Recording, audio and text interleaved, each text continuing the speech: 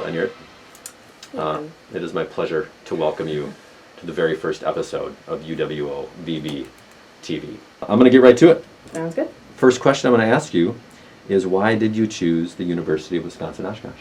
I've actually had to answer this question a lot just because I come from Missouri. And so there's like a lot of coaches contacting you and stuff, and you know that you want to play volleyball. I knew I wanted to play volleyball. I had to play volleyball.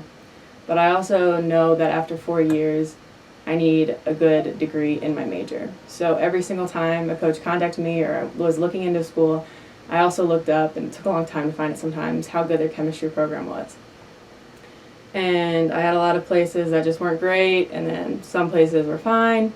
And then I was actually almost completely 100% committed to somewhere else, and then you contacted me. And I looked up your chemistry program, and it was great. The school looked awesome. And immediately I was just like, that looks like the place to be. And then I got here on my first visit, and I went upstairs and called, and I knew. I was like, I'm done. That was it. So I thought I wanted to be here. I got here, looked at the gym, and I knew. It was immediate. I didn't want to go anywhere else.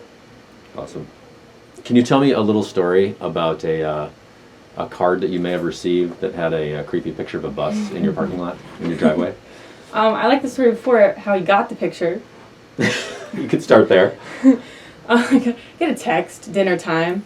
I eat dinner. It's kind of dark out. I'm like, oh no. Get the text, can I have a picture of your house?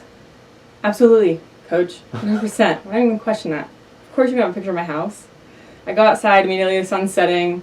I get the picture of my house. Here you go.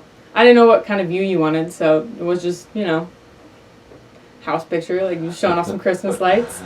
About a week or two later, I get the picture in the mail. Photoshopped Oshkosh volleyball bus in my parking lot, or not my parking lot, my driveway. And I showed my family, and immediately they're like, this is the funniest thing in the world. I thought it was hilarious. I didn't even think it was creepy for a minute. Honestly, I really didn't. I told everyone about it. They're like, oh, okay. I was like, it was hilarious, right? That's so funny. And I just like, that's the kind of audience or like the people that I want to be around. Just like funny things like that. Like no explanation whatsoever. I'm going to need a picture of your house. And then fast forward, right? Like fast forward, what was it, with that next fall when you're playing with us, we actually got to drive the bus to your house. I got to see it real life. It looked exactly like the picture, honestly. It was, the bus barely fit on my driveway, honestly didn't. It was poking out. We were in the court. I think my parents loved it the most because we got the whole team at my house. We had a family dinner.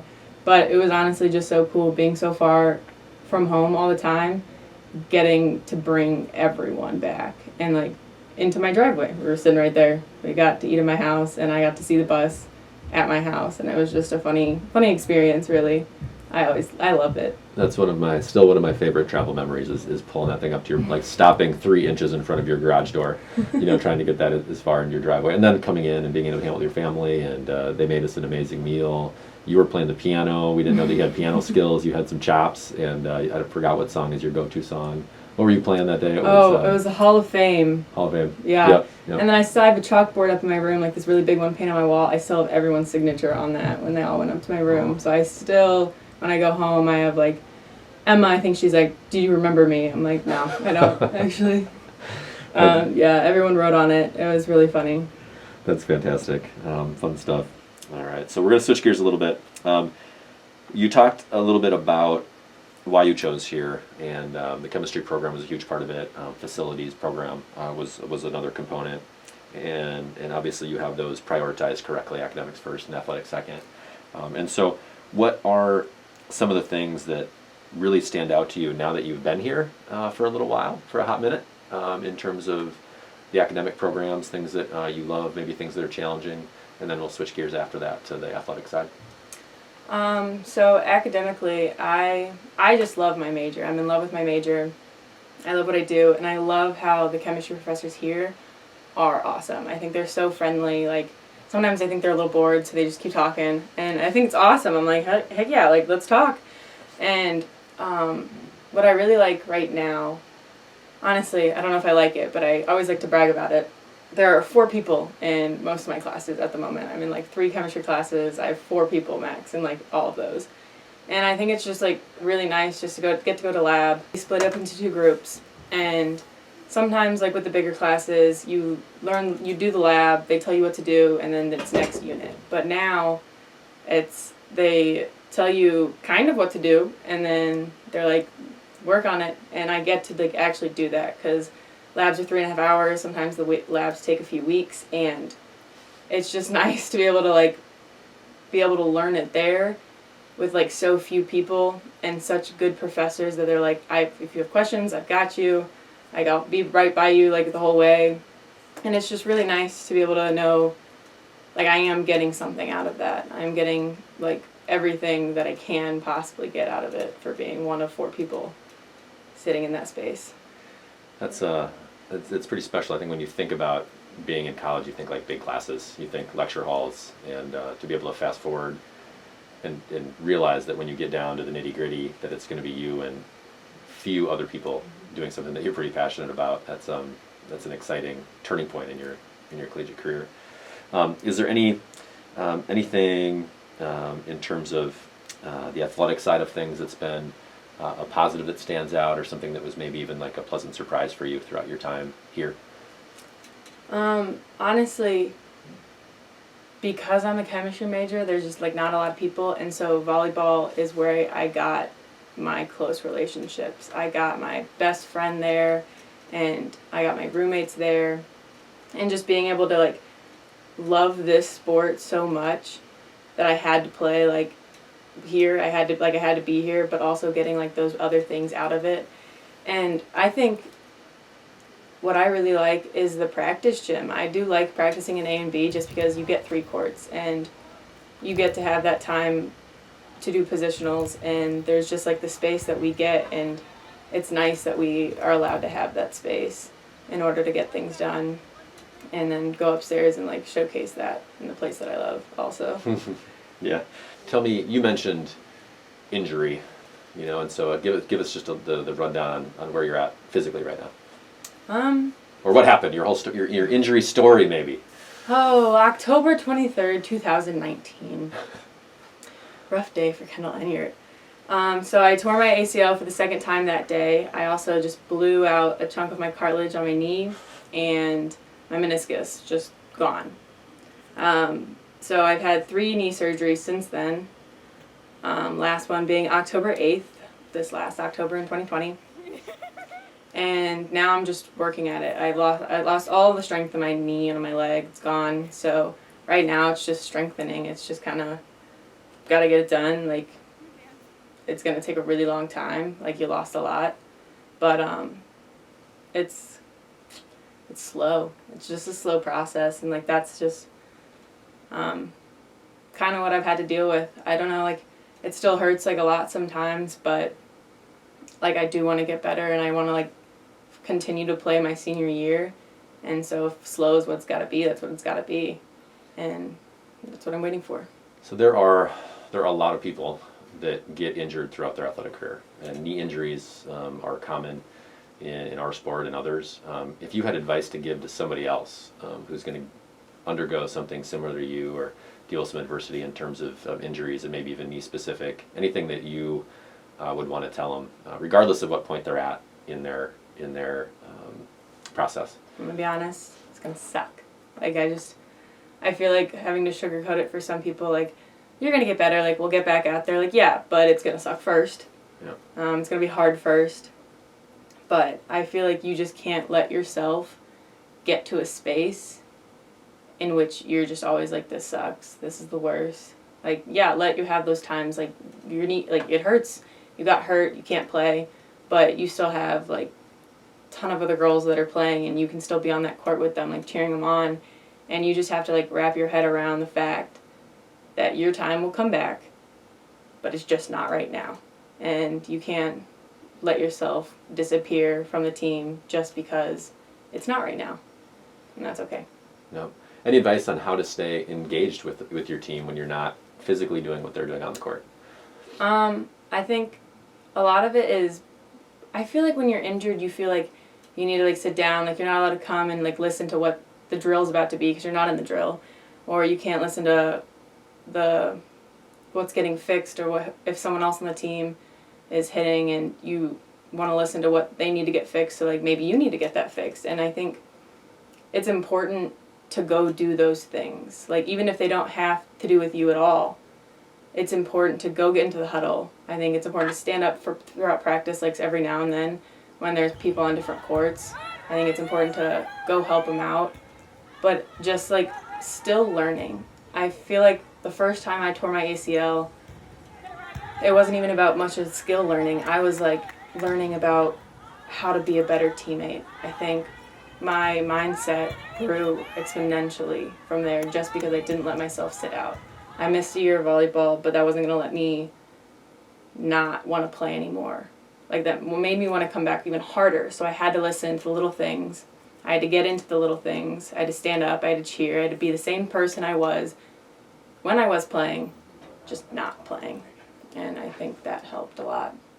Also, it's just important to like not always talk about it with other people too, because like they know you're hurt, and I mean they're gonna get over it. Like they're on the like court playing, but like just don't make it so known that like that's all like everyone's thinking about. Like, oh, she's not playing. Like, no, she's right there. It's just so she's right there, and when she's actually playing, it's not gonna be any different. But she's just gonna be on the other side of like court. She's gonna be in it instead of outside of it. Yeah, I mean, I think that last point you just touched on, at least from a coach's perspective, is one of the things that maybe is the number one display of character or telltale sign of somebody's character and maturity, when you start to realize that your value in a team setting, in something that is much larger than you, isn't necessarily tied all of the time to the way that you can physically contribute to a team. You know, if you think about our roster of 20 people, there's 6 people playing on the court at a time.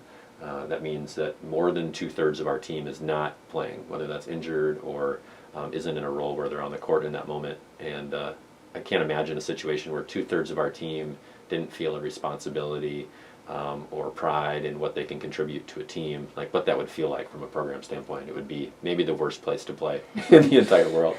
And so, I mean, I just want to say that to have people like you who are engaged in the process and with the team, and hitting down balls off a box when you can, and walking around the gym, and you know, you admit that it sucks and it's painful, but you're not throwing a Kendall Enyart pity party. You know, you're contributing in ways maybe even now more so than you did when you were just worrying about playing volleyball. Yeah. You know, and that takes a lot of maturity, and we're surely grateful that you're able to do that.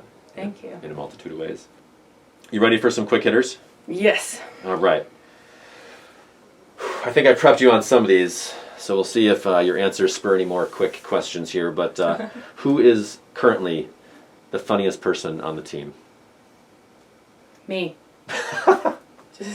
Actually, what's funny, actually funny story. Not funny story, but someone I just didn't realize was super funny, but just always had like these little one-liners, like recently, Carissa. I didn't know. She was the funniest person in the world. I knew she was funny, but like sometimes when she talks, I'm like, I did not know that would ever come out of your mouth. It's hilarious. That's fantastic. All right. This year has not been a traditional year, but what has been your favorite team memory from this year so far? I'm so glad we did this today because yesterday. What happened yesterday? We got to do the scavenger photo hunt. And after like the whole COVID thing, like we didn't get to go to the hotel rooms and have our sleepovers. We didn't get to go to our preseason camping trip, which is always the best thing ever. But I think yesterday, getting to do that, running around with half your team, just, I mean, and without even, like, barely, not even a volleyball setting at all. I think it was the first time that we just got to do that, like, running around Oshkosh. And I'm really, really glad we got to do that. Awesome. Very cool. I think I know the answer to this one, but toughest class? Physical chemistry. Why is it tough? Oh, my gosh. Why isn't it? I don't even know the definition practically. I don't know, it's physics plus chemistry. Right now we're doing quantum mechanics. I like defined it like last night. I was like, I don't even know what this is, to be quite honest. I took a test today. It's rough. It's a rough class. And it's just something you gotta do to get your degree. And we're getting through it. It's a hard class. You'll do it. You will surely do it. Favorite professor? I have 2, Dr. Walkholtz and Dr. Shea. They both chemistry professors, awesome. I love them so much. Is it okay if I share this video with them? Yeah, for sure. Okay. Wackles is actually my advisor. Yeah, I always go and talk to him. We always end up having like an hour meeting. It's awesome. I love him. That's fantastic. Your favorite study spot on campus? Just the library. I think second floor library. Just at a table where I can plug in my computer. Anywhere out of my room, because I don't even have a desk in my room, to be quite honest. It's just, I think, being in that space, I'm pretty good with just like, if I see other people working, it makes me want to work. And with other people at the library, I'm like, all right, I guess I'll do it now. So just library. Simple. Awesome. Favorite musical artist? I know it's a tough one. Quinn 92. Funny, also, he just came out with a new album yesterday. Things are just lining up. Life is changing. Yeah, good day yesterday. Next tattoo? I have so many. I think next tattoo, there's between two. I'm either going to get the St. Louis skyline on my arm. I have a few on this arm, or the yin and yang right here.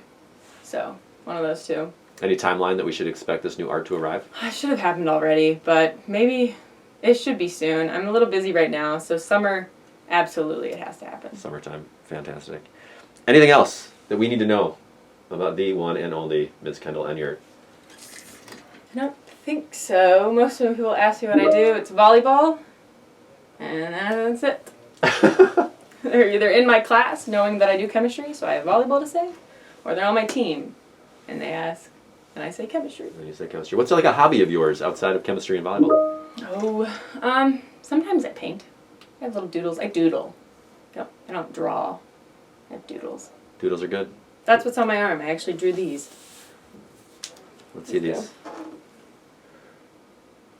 And I think the cover art of this episode is also you arms up with a good view of your tattoos on your left arm. Should be good. Look at that. Awesome. Well, Ms. Kendall, thank you so much for joining us for this very first episode of UWOVB TV. This is a big deal. And we will surely be talking about you in future episodes, I'm sure, because I'm sure your name will come up as other people are chit-chatting about what happens in our I can't wait to see them. crazy volleyball program. That's going to be so fun. Awesome. Thank you so much. Thank you.